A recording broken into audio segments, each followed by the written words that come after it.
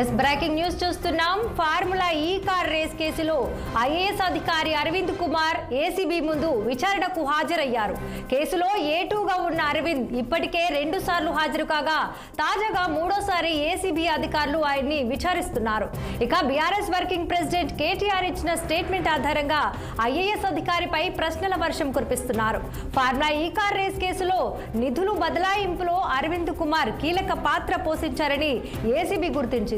HMDA director గా పనిచేస్తూ నిధులను మళ్లించినట్టుగా ఆయనపై ఆరోపణలున్నాయి. కేబినెట్ అనుమతి లేకుండా నిధులను బదలాయించినందుకు ఏసీబీ కేసు నమోదు చేసిన సంగతి తెలిసిందే.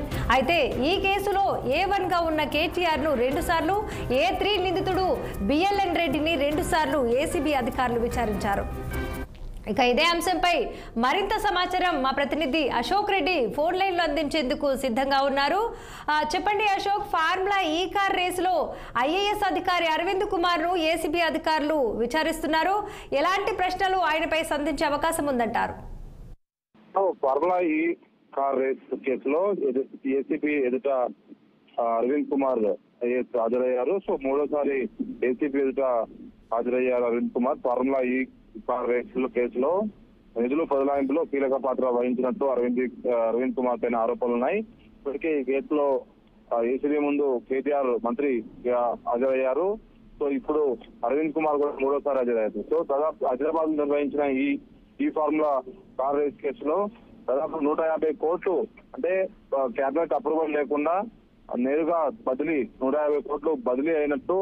సో ఆ డబ్బులకు సంబంధించిన వ్యవహారం పైన ఏసీపీ ప్రధానంగా విచారిస్తోంది. దీనికి సంబంధించి అప్పట్లో ఏదైతే అరవింద్ కుమార్ దీనికి సెక్రటరీగా ఉన్నారు కాబట్టి అతన్ని ఎంక్వైరీ చేస్తుంది. సో నిధులు ఎలా బదలాయించారు, ఇవి కేబినెట్ అప్రూవల్ తో ప్రభుత్వానికి తెలియకుండా, ఆర్థిక శాఖ తెలియకుండా ఎలా 150 కోట్లు బదలాయించారనే ప్రశ్నించే అవకాశాలు కనిపిస్తున్నాయి.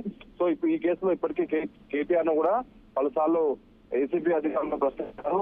అసలు 150 కోట్లు, అంటే కంపెనీకి 150 కోట్లు ఇచ్చి దాన్ని వల్ల ఎవరు లబ్ధి పొందారు, సో ఎవరికి ఎన్ని ముడుపులు అందారు దానిపైన ప్రధానంగా ఏసీబీ అధికారులు ప్రశ్నిస్తున్నారు. సో కాసేపటికి అరవింద్ కుమార్ కూడా హాజరయ్యారు ఏసీబీ ముందు. చూడాలి ఏసీబీ ముందు హాజరైన తర్వాత సో మెయిన్ ప్రధానంగా ఈ డబ్బుల వ్యవహారంలో 150 కోట్లు ముడుపులు మళ్లింపు వ్యవహారంలో ప్రధానంగా ఈయన పేరే వినిపిస్తా ఉంది కాబట్టి సో ఏ విధంగా ఆయన ప్రశ్నిస్తారు. గతంలో కూడా అనేక విషయాలపై ప్రశ్నలు అడిగారు. సో ఈ రోజు పిలిచారు కాబట్టి మరి ఈ రోజు ఏ విధంగా ఆయన ప్రశ్నిస్తారో, దానికి ఏ విధంగా సమాధానం చెప్తారని వేచి చూడాల్సిన అంశం. Thank you Ashok Reddy.